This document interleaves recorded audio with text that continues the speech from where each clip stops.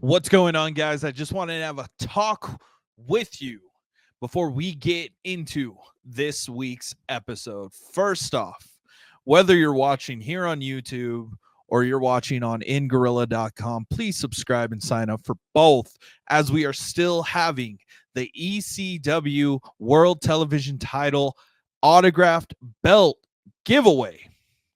Now we're at 154 subscribers as of this recording, and we are at 10 signups on the website. We need those numbers up. We definitely want to give somebody the ECW belt, and we're super excited to give that away. Personally, I'm ready to give that away. I know Chris is ready to give that away. I know he likes looking at it every day in his room, but we need to give that belt away, and we want to give it away to somebody else.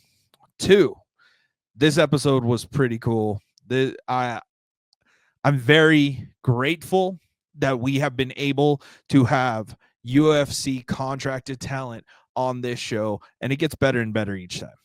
So this is going to be a very different episode. This episode talks a lot about addiction and struggles. I hope you guys are okay with that. If you guys aren't, you guys don't have to continue watching this video, but it is a great video. It's very motivational, and overall, Terrance is a great guy.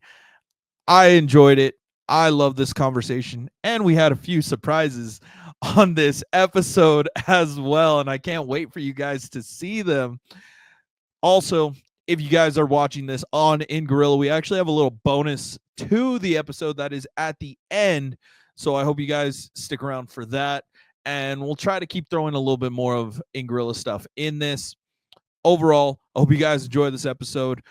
This was my talk with UFC's very own Terrance Mckinney. So let's just get straight into the conversation. Thank you for coming here, brother. For one, I appreciate, you taking the time to come do this. It's going to be awesome. Big fan of yours, man, especially after getting to see and, just do my research on your career. But one thing I do want to talk about before we get into your career is you are very, very prevalent on just mental health and, fixing yourself as a person and how people should. I was just wondering if we could talk a little bit about that before we get into your fighting career. Life wasn't easy, growing up. Like, everyone had their hardships, I had my battles. And I ended up getting into drugs, partying, doing so many drugs, like every weekend, getting drunk. And I ended up taking, like, so many drugs one night, and I ended up seeing, like, 3 demons. And I saw this crazy stuff, and I was fighting, and I became, like, one of the baddest men on the planet. And then the next day, I figure out I land up in the hospital off these drugs. And the cops, I'm facing all these charges. Everything's looking like I should just be done. I'm not sure what's going to happen. Not sure if I was going to go to school again. I just had to count on God because, I know I'm a black kid and I injured 4 cops. So, and he ended up making a way. And I was thinking, if I seen all this fighting and I end up dying, and he brought me back, I was like, there's probably something I need to go look into. And first, I went to school for like 2 more years, and I dropped out, and I joined jiu-jitsu, and then the rest was history. I ended up fighting a bunch, turning pro, and went on a contender series. Didn't go my way, but God just showed me every time, like, don't quit, no matter how hard the road is, it's just going to make you stronger. And it's preparing me for the next step and maybe the next level that I want to reach. So it makes me want to work harder. And then I end up getting to reap the blessings of the hard work. Definitely. A lot of respect to that, because people who have had those experiences tend to fall back onto it. You just fell into a different type of love and respectfully addiction, because fighting is I'm a white belt in jiu-jitsu right now, and I love it. I get sad the days that I can't train, and I can't wait until I can finally start competing in tournaments and doing all that kind of fun stuff, because I'm enjoying it. And so I can see that's a good outlet for a lot of people that can't seem to find what it is What is your main fighting style? I would say it's definitely my grappling. Grappling. All Even right. I just like to test the stand up. That's just who I am, you know. But I'm working on changing that, being a complete fighter. And because I had to realize I got enough highlights already, it's time to just get the win. And that's what we're working on, a 3 round game plan. Because some guys will be able to take damage, some guys will be able to make the right moves to come back. And so just making sure I'm playing chess, not checkers, and just taking my time, being clean.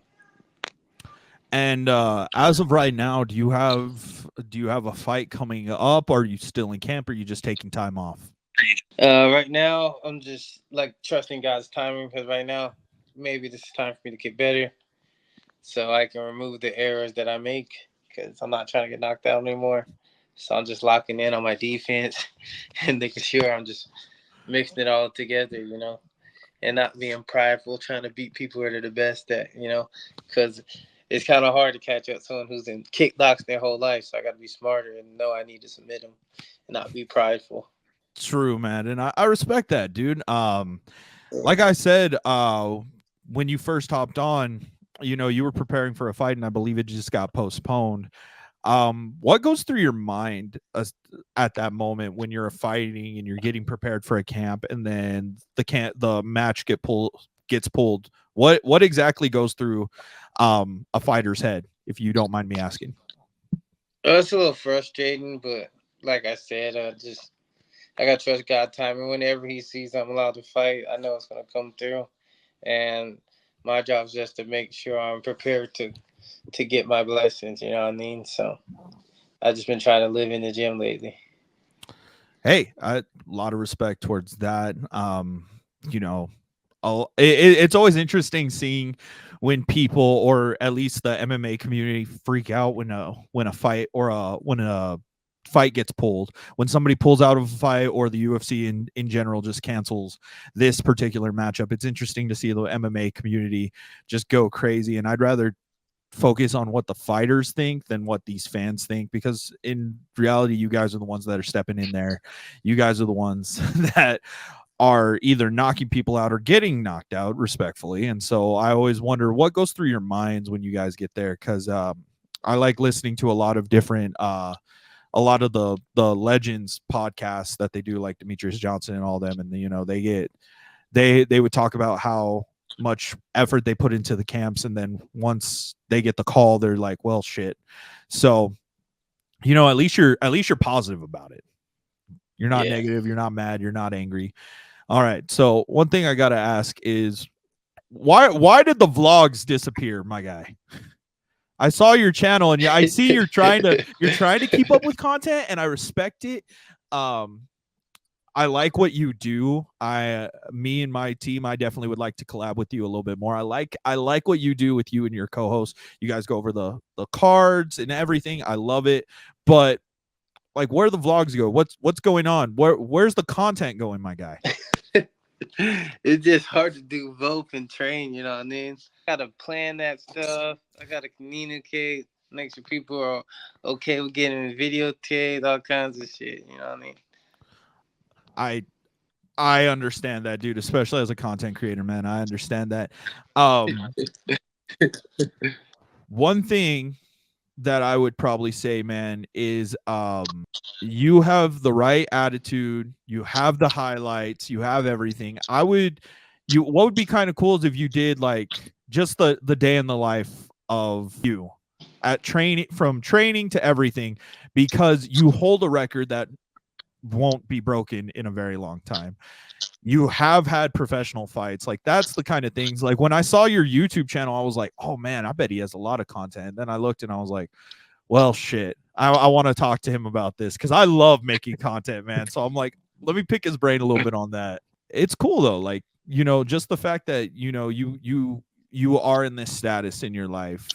When you were younger, where did you see yourself at the age that you are now? Like, what did you think you would be doing? I didn't think I'd be fighting, to be honest. At first, I was kind of scared to do it. Like, I'll fight in the street, but that's not as scary. Not everyone knows how to do jujitsu, you know what I mean? Not everyone knows how to kickbox, you know what I mean? So it's just not as scary, you know? But It's true. I thought I ought to be like coaching, maybe like an Olympic wrestler, Olympic champ, maybe a teacher. So why a teacher? I don't know. I just love teaching people, and then I was gonna coach a wrestling team. Okay. All right. Okay. I respect that, man. I did. Can. Oh, sorry. No, you're good, dude. What were you gonna say? I just loved how like my coach like changed my life for the better, and I just wanted to do that for kids that's struggling as well. You know what I mean? That's something I'll never forget. Like how my coach took care of me and helped change my life for the better. Like I wouldn't have been the state champ without him. Oh, I miss amateur wrestling so much, man. What was your weight class?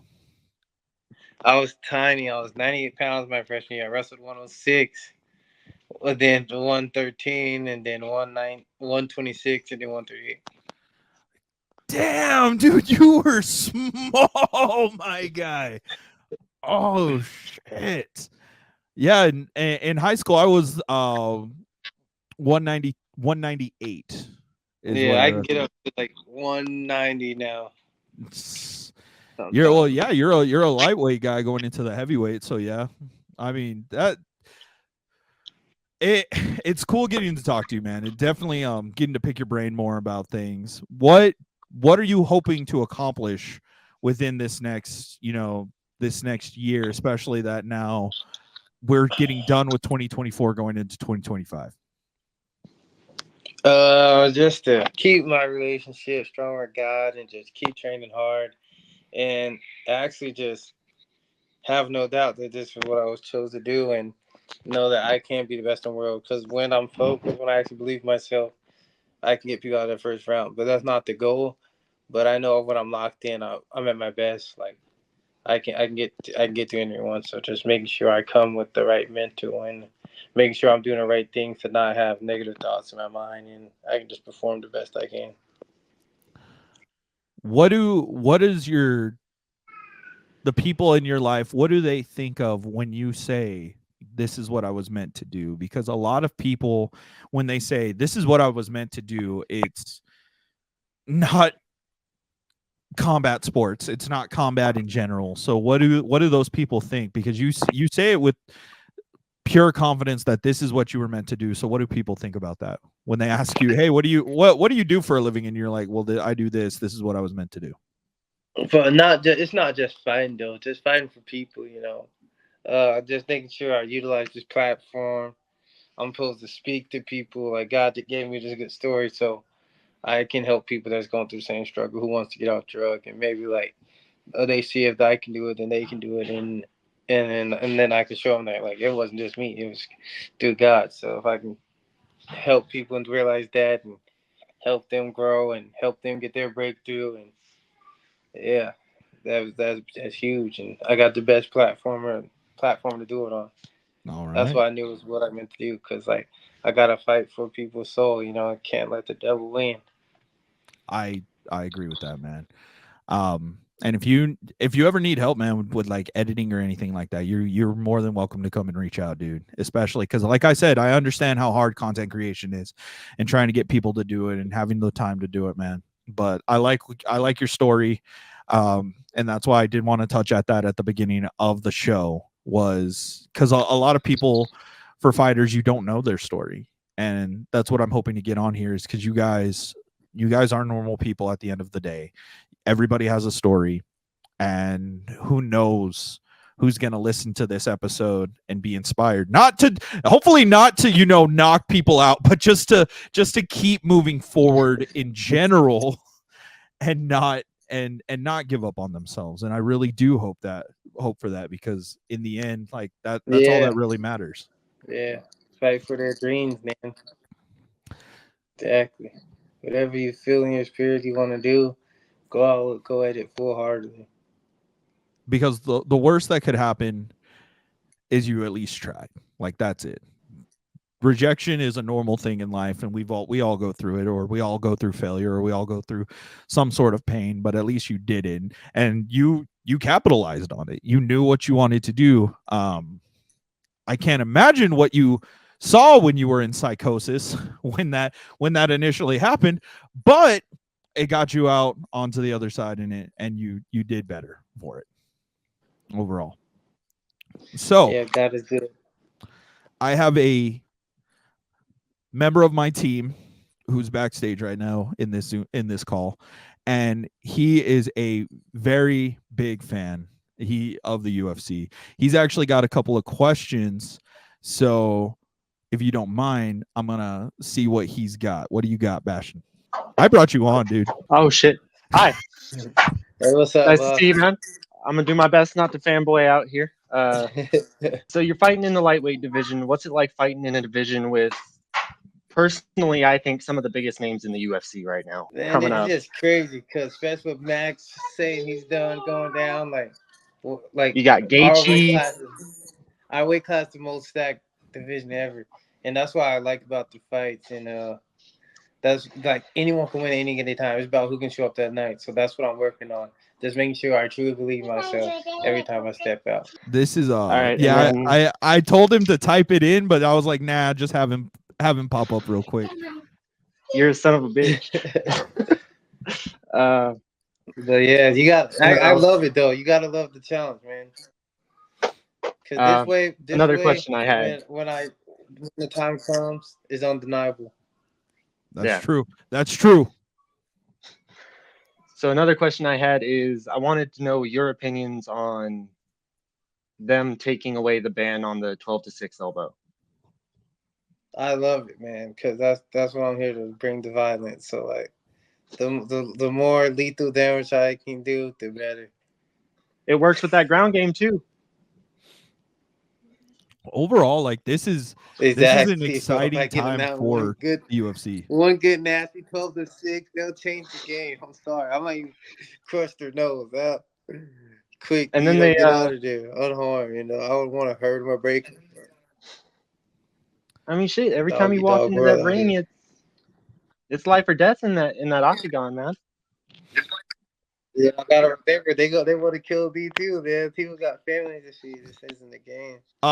So thank you again for doing that. I know he's gonna be super excited. He's gonna talk to me after that. Thank you again for answering his questions. Going into now the just like he said, how stacked the lightweight division is, how stacked the UFC is. What could you say to somebody to help them inspire if they just want to try and make their life better right now? What is something that you could say if somebody was at your feet right now asking, hey man, I need guidance? What would you say? For me, it's just seek God, you know what I mean? Like, I only know what I know, you know what I mean, off experience, But God gives the best wisdom. That's just what I live and what I've seen, and I'll preach that to everyone, you know what I mean? I respect that. Okay, cool, man. Well, I didn't want to take too much of your time. I just wanted to make this as a quick interview because I'm super excited, and I'll probably reach out again here in a few months just to see how you're doing, brother. Hopefully by then you'll have another fight announced or something like that so we can talk over game plan and see how you're doing. But I really do appreciate this, my guy. You are technically you are the first UFC fighter we reached out to on the channel, but we didn't get to do the first UFC interview just because you were busy. We got caught up here on the channel. You were busy, and then we ended up having Nick Klein on. But I'm glad that we finally got to do this, man. It was real fun. Pleasure, brother. Pleasure. And like I said, man, if you ever need help with anything like that, or if you ever just need ideas, dude, feel free to reach out, man. I'm always down to help with content, even if I'm not on camera, man. I love making it. So I hope you have a good rest of your day, brother. That's love, man. I really appreciate that. All right. Have a good one. You too. Later.